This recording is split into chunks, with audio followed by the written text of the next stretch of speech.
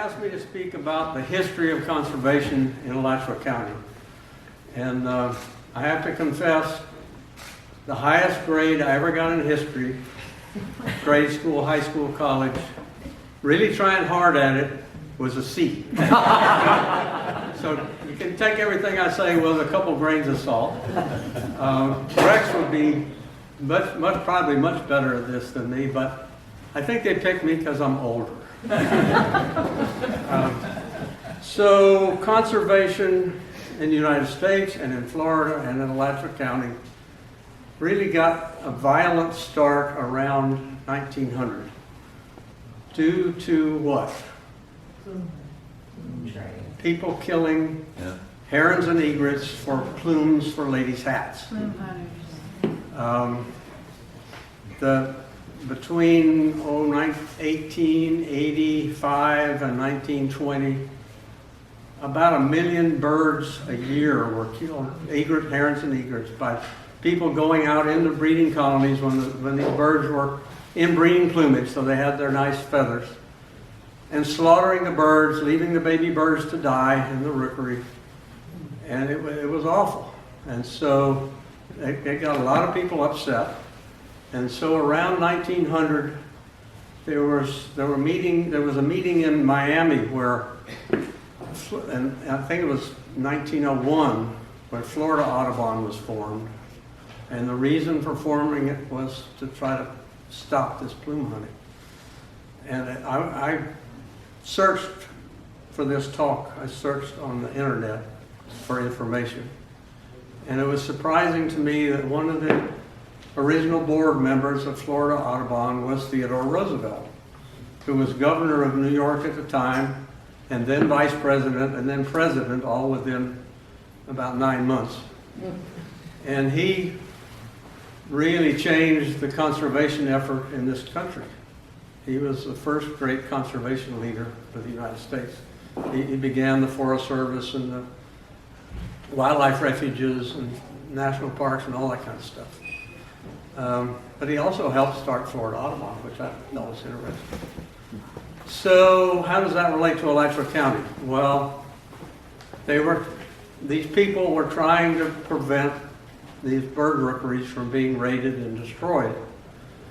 And in South Florida, they hired wardens. They hired a guy named Guy Bradley to patrol and protect the wardens down there, and the plume hunters shot him and killed him and went on with their plume hunting. There were 3 wardens that were killed during that period, one on the Gulf Coast of Florida and one on the Gulf Coast somewhere farther west. Laws were passed against the plume hunting, but the plume hunters ignored them as well, of course. Well, in Alachua County, we had a rookery, Bird Island in Orange Lake, which was a big rookery.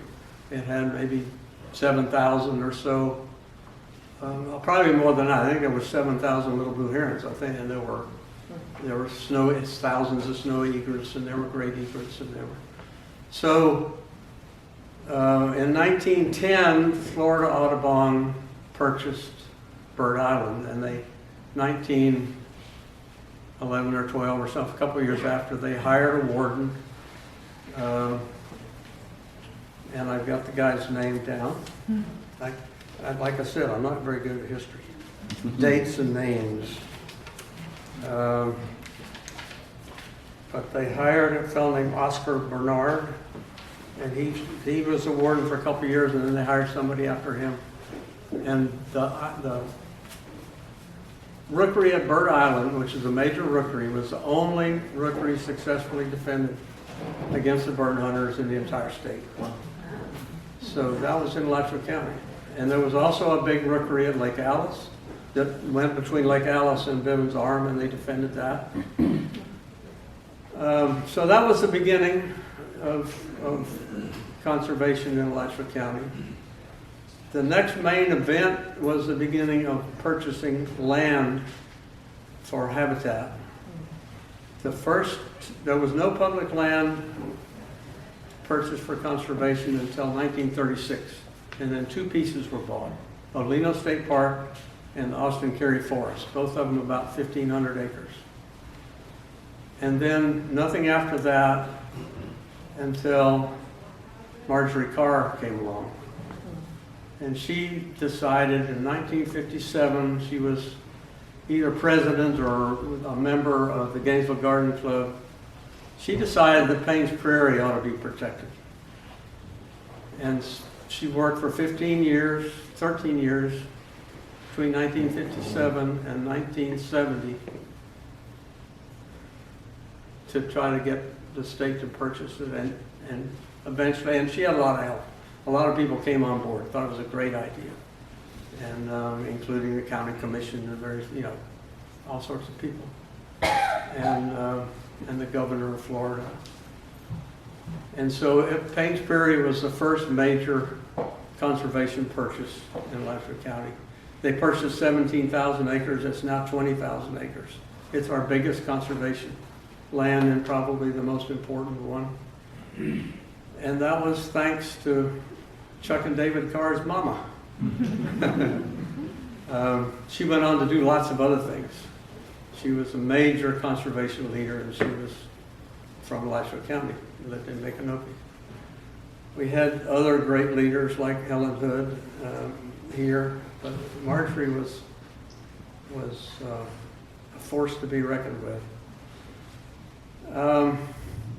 The next set of land buying began. Marjorie Carr and lots of other people, Florida Audubon, Florida Wildlife Federation, Sierra Club, all sorts of people banded together and advocated for a state land buying program. The legislation for that was passed in 1972, and in 1974 the first purchases were made here in Alachua County were San Francisco Hammock, which is currently about 7,000 acres. They originally purchased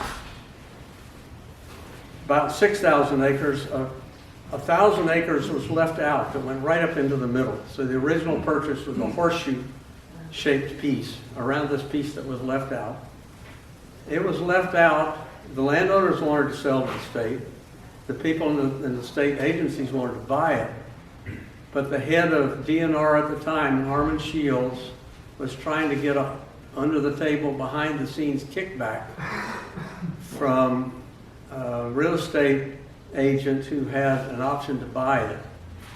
And so he pulled that out because the guy told him to go to hell.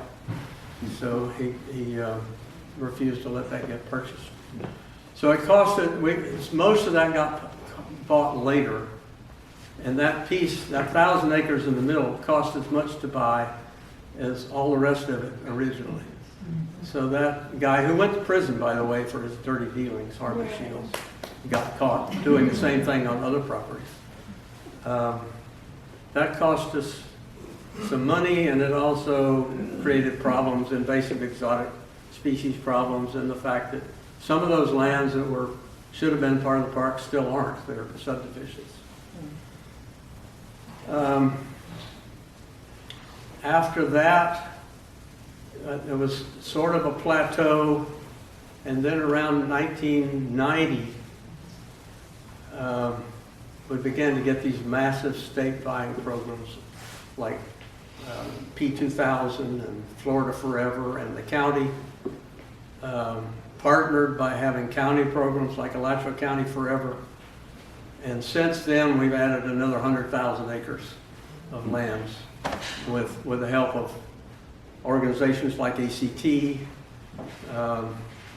doing their part, partnering, and with the help of the water management districts, they funded it.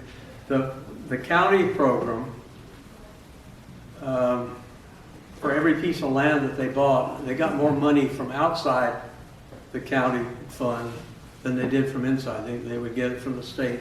They would partner with the state land buying program, and they partner with the water management districts.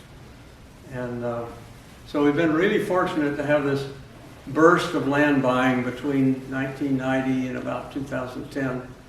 And during that period of time, the state of Florida was buying more conservation land per year than any other government in the world. Wow. They were buying more than the United States government was buying for the whole country. Wow. They were buying more than any other country in the world was buying. So it was a really star program that then the politics kind of changed and got a little nastier, and we haven't done so well since then. But we ended up with a lot of nice places to go birding and really great lands.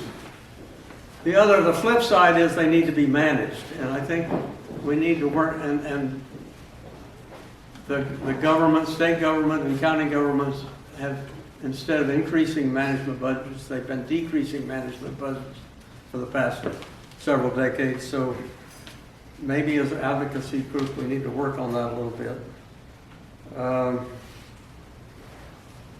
The other thing that I should mention is a different angle toward conservation.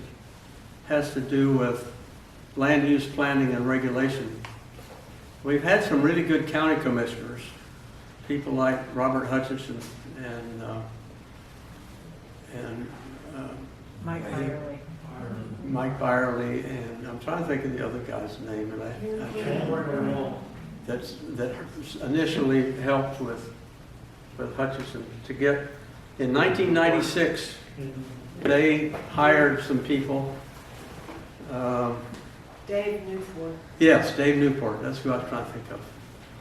They hired a consulting firm to inventory the entire county to find the most ecologically significant lands that were left undeveloped in the county. And they came up with a list of 49 of them. I helped with that. I got hired as a subcontractor and did a lot of the field work because I was a well-known trespasser. So the county then, they got the maps of these, they mapped it on the county map, and then they set those up as special cases, as environmentally significant lands that required special planning and zoning, and you could only develop half of the upland. All the wetlands would be protected and only half the upland, the other half had to be left in conservation.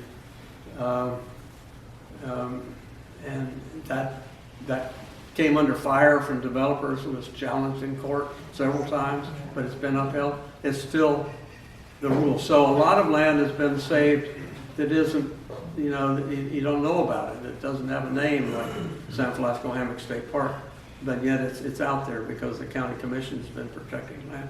So that's the history in a nutshell. A wild and scenic river, and to get it protected from Occidental Petroleum, who wanted to mine.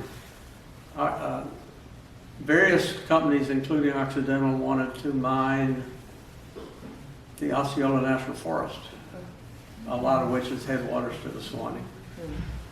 And Governor Lawton Childs helped stop that, and a wonderful lady, Judy Hancock from Lake City, helped stop that. Yeah, thank you for that question.